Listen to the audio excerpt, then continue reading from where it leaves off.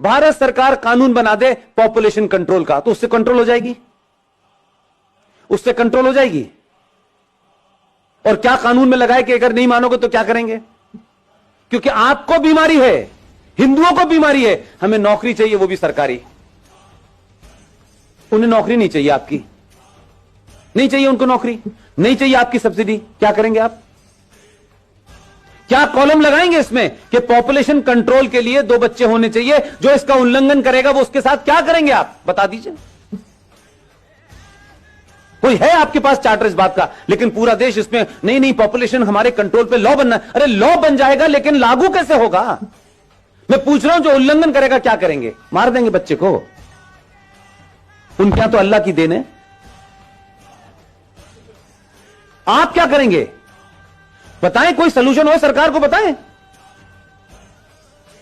और ऐसे ऐसे शेख चिल्ली टाइप की बात करेंगे, नहीं साहब उनका जो है मताधिकार कैंसिल कर देना चाहिए। ये हिम्मत है? जो काम आप लीगल कर रहे हैं उसको तो पुचकार के करना पड़ रहा है आपको। जो संविधान में लिखा है उसको मजबूरियों में, ठोरियों में हाथ डाल के करना पड़ रहा है, इतनी पावरफुल सरकार होने के बावजूद भी। आप उनके मददगार ले लेंगे और पूरी दुनिया चुपचाप बैठी रहेगी। लेने की हिम्मत है? इसके अलावा उनका कोई मतलब नहीं है। उन्हें इसी काम के लिए तो बच्चे पैदा कर रहे हैं वो, और किस काम के लिए कर रहे हैं? बाकी दुनिया तो उनकी चली रही है। कितने लोग उसमें से सीईओ बनने के लिए जा रहे हैं? उनका तो पढ़ा लिखा इंजीनियर और डॉक्टर जो है केरला और मध्य प्रदेश, महाराष्ट्र से आईएएस में भर्ती होने जा रहा है। आज के कंप्यूटर युग में वो ये काम कर रहा है। लेकिन आप अपने बच्चे से कहेंगे इधर झगड़ा हो रहा है बेटा, इधर से मत जाना, तुम अब से इधर से जाना। उधर झगड़ा होने लगा तो आप कहेंगे इधर। इतने रास्ते आपने कर दिए कि अपने बेटे को, अपने बच्चे को लड़ना नहीं सिखाया कि ये चैलेंज है, तुम्हें लड़ना पड़ेगा। आज नहीं कल, कल नहीं परसों, 10 साल बाद, 50 साल बाद हम उसे बचाते रहे। जब सामने वो आया तो उस बेचारे ने एक्सेप्ट कर लिया कि यार मैं लड़ तो सकता नहीं हूं। तो क्या फर्क पड़ता है यार, अगर मैं अपना नाम राम प्रसाद से गुलाम नबी रख लूं तो क्या फर्क पड़ता है? तब वो ये कह देता है, तब आपको लगता है अरे ऐसा कैसे हो गया। इसलिए लवजहत का भी शिकार आप हैं, क्योंकि आपको फुर्सत नहीं। मैंने बताया कि ना, माताजी गई हैं कीर्तन सुनने, पिताजी पैसे कमाने गए, घर में कोई भाई नहीं है। वो लड़की जो आपके घर में है भाई, उसके भी मन में बदलते हुए समाज की चीजें हो रही होंगी कि नहीं? वो भी किसी से बात करेगी कि नहीं? उसके बरखिलाफ दूसरे समाज में वो बीमारी वहां क्यों नहीं हो रही और आप क्या क्यों हो रही है? क्योंकि आप तो ज्यादा पढ़े लिखे हैं, आप तो बहुत मॉडर्न हैं, उसके बाद ये बीमारी आपकी हो रही है, और इतनी हो रही है कि अब आप चिंतित हैं।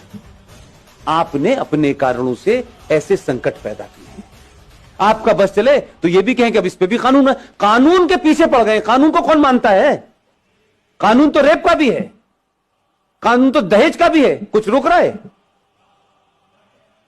जब समाज में एक बड़ी आबादी भीड़ तंत्र में तब्दील हो गई हो, जो सुप्रीम कोर्ट को डराती हो, जो संसद को डराने में सक्षम हो, तब कानून कुछ नहीं करता है, तब समाज को करना चाहिए। भारतीय जनता पार्टी का ठेका है क्या? आरएसएस का ठेका है सिर्फ कि वही सिटीजन अमेंडमेंट एक्ट पे निकलेगी? ये भारत के बाकी लोग जिनका आरएसएस से या बीजेपी से कोई संबंध नहीं है, वो क्या हाथ बांध के पीछे खड़े रहेंगे? फेसबुक पे बस बोलेंगे वो खुद क्यों नहीं कुछ कर रहे? कोई रोक रहा है क्या आपको? अगर वो ऑर्गेनाइज कर रहे हैं तो उसमें भी आप जाके शामिल क्यों नहीं हो रहे?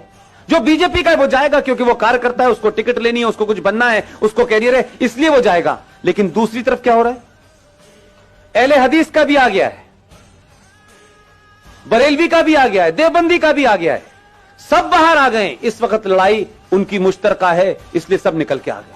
लेकिन अभी भी आपकी लड़ाई है, समाजवादी वाला हिंदू क्यों जाएगा, वो क्यों नहीं जाएगा, ये नहीं जाएगा। वो एक ही पार्टी का काम है, एक पार्टी का काम नहीं है। ये citizen amendment bill Bharatiya Janata party का एजेंडा नहीं है। वो पॉलिटिक्स में है, उनकी पार्टी सत्ता में है, इसका मतलब नहीं सारा ठेका उन्हीं का है। मेरा और आपका जो उसका भारतीय जनता पार्टी से डायरेक्टली इनडायरेक्टली कोई संबंध नहीं है, लेकिन एक इस नागरिक के नाते, इस देश के एक समझदार, एक ईमानदार सिटीजन के नाते मेरी कोई भूमिका नहीं है। दंगे होंगे तो पुलिस रोकेगी, जुलूस निकालना होगा तो बीजेपी निकालेगी, हम सिर्फ जो है बैठे बैठे अपने लड़के को अमेरिका भेजने का रास्ता बताएंगे। ये नहीं चलेगा। एक संकट नहीं है, ये सिर्फ शुरुआत है जो बहुत दिन से रुकी हुई थी। इसलिए मैं कहता हूं कि इस देश में राष्ट्रवादी ताकतें, सनातनी शक्तियां जैसे जैसे मजबूत होंगी, इस देश में गद्दारों के चेहरों से बेनकाब जल्दी होंगे।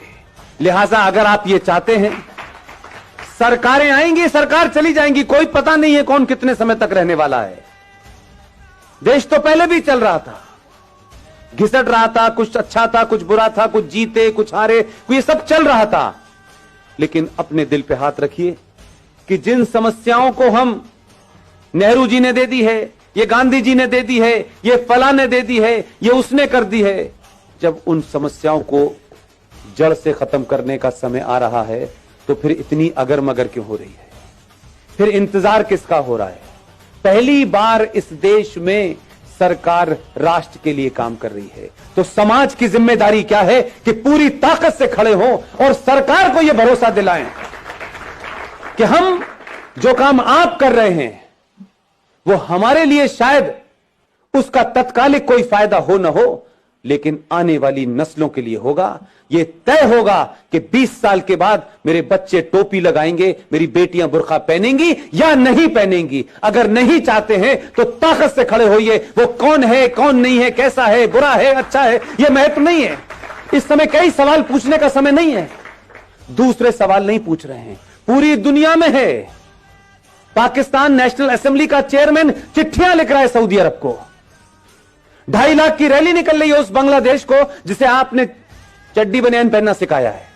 नंगे घूम रहे थे वो, जिनकी आधी आबादी आपके मुल्क में है, और आपके मुल्क में सत्ता लोभी लोग उनको कह रहे हैं इनको रखो, ये हमारे दबान है, क्योंकि इन्हीं से हमें वोट मिलेगा और इसी हम सत्ता में रहेंगे। यही कारण रहा होगा 1000 साल पहले भारत के गुलाम होने का, जो आज दिखाई देता है मुझे। कैसे कैसे नारे लग रहे हैं इस देश के अंदर, हर राज्य एक अलग अलग बात कर रहा है। कोई यूएनओ चिट्ठी लिख रहा है,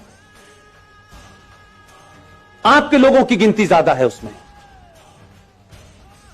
वही ताकतें बाहर निकल रही हैं। सबके नाम नहीं लेना चाहता, इतने महान नहीं उनका नाम लूं मैं, लेकिन राष्ट्र को आपकी जरूरत है।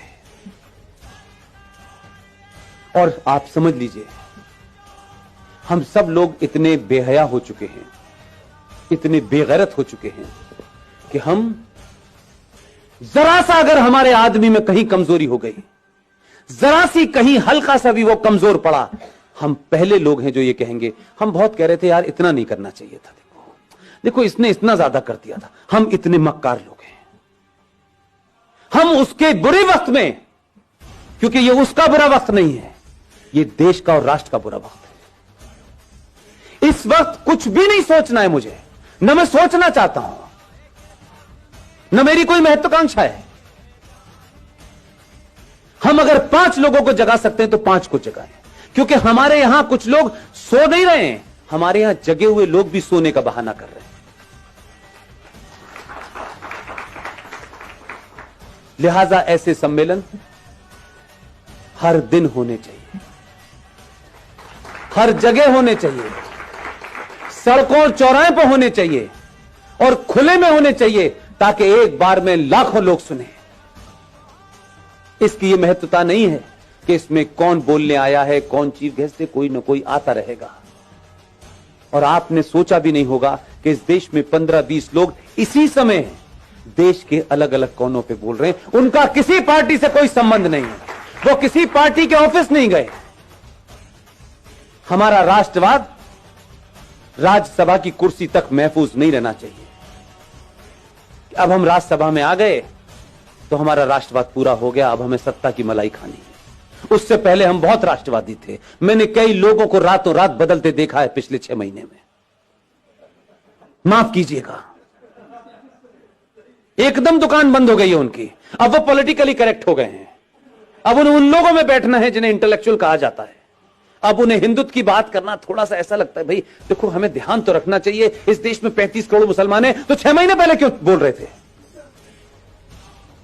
इसलिए आपके यहां ईमानदारी नहीं है। 15-20 लोगों में चाहे मेजर जनरल जीडी बख्शी हो, कर्नल RSN हो, सुशील पंडित हो, गौरव आर्या हो, ललित अंबरदार हो, इनमें से कोई एजेंडा है किसी का? रोज टेलीविजन पे आप देखते हैं, रोज कहीं ना कहीं भाषण चल रहा होता है उनका। किस लिए? क्या सिर्फ 90 करोड़ हिंदुओं में यही 10-15 लोग हैं? क्यों नहीं हर घर के अंदर 2-2 लोग पैदा हो रहे हैं? क्यों हम ये मानते हैं कि राष्ट्रवाद एक शाम में चाय पीने जैसा है कि थोड़ी देर के लिए राष्ट्रवाद भी बात कर लें? कुछ लोगों का राष्ट्रवाद 9 बजे रिपब्लिक टीवी देख के शुरू होता है और 11 बजे कहते हैं बस भारत माता की जय, सो जाओ। राष्ट्रवाद जीना होता है। अगर आपको अपने पे गर्व नहीं है, अपने इतिहास पे गर्व नहीं है, आपको बौनों जिन्होंने गुलाम बनाया है, अगर आप उनको महसूस कर रहे हैं, आप उनको मजबूरी में आपको झेलना पड़ रहा है, तो इसका मतलब यह है कि आपके अंदर कोई अपना स्वाभिमान नहीं है। जिसमें स्वाभिमान नहीं होता उसे राष्ट्र की कोई चिंता नहीं होती। उसको किसी भी हालत में रख दो, वो एडजस्ट कर लेगा, वो नाम बदल लेगा, वो धर्म बदल लेगा, वो लड़की की शादी करके एक नया रिश्ता बना देगा और नाम लगेगा, रख लेगा अपना शब्बीर कुमार। वो कुछ भी कर लेगा। अगर जागृत समाज होता तो उस दिन बोलना चाहिए था जिस दिन गुलशन कुमार की हत्या हुई थी। आप 3 चीजें रख रहा हूं रवि भाई, ध्यान दीजिएगा। इस देश की प्राइमरी एजुकेशन को हमने क्रिश्चियंस के हाथों सौंप दिया है, राइट? इस देश के इतिहास को हमने 70 सालों में कम्युनिस्टों के हाथों में सौंप दिया था। और तीसरी चीज बताऊं, इस देश का एंटरटेनमेंट आपने जिहादी मुसलमानों के हाथों छोड़ दिया। आपकी तीनों चीजें आपके पास नहीं हैं, इसलिए गुलशन कुमार की हत्या हुई, आप समझे ही नहीं कि उसका क्या मसला था। गुलशन कुमार की हत्या भारत की एंटरटेनमेंट इंडस्ट्री के अंदर भजन, कीर्तन और मंदिर को बाहर कर दिया उसने। और अब मौला रे मौला होता है, लड़की हिंदू घर की होती है, लड़का मुसलमान घर का होता है। हर फिल्म में बताया जाता है इस्लाम कितना अच्छा है, हर फिल्म में बताया जाता है कि मुसलमान कितना अच्छा होता है। आपकी नई जनरेशन इसी चक्कर में गफलत पे है। ना आपने खुद इतिहास लिखा है, ना प्राइमरी एजुकेशन आपके पास है, ना ही इंटरटेनमेंट का कोई नैरेटिव आपके पास है। इसलिए दिवाली पे सलमान की पिक्चर रिलीज होगी, ईद पे शाहरुख की होगी और क्रिसमस पे आमिर खान की होगी। आपकी फिल्म कहां बन रही है, कैसे बन रही है, पता नहीं। हम अपने आइकॉन नहीं ढूंढते। और कोई आदमी राष्ट्र के लिए बिना किसी लालच के कोई काम भी कर रहा होगा तो सबसे पहले हमें उसी के अंदर कुछ नुस्ख निकालना होता है। हम उसको कैसे मजबूत करें इसकी हमें चिंता नहीं होती। हम एहसान करते हैं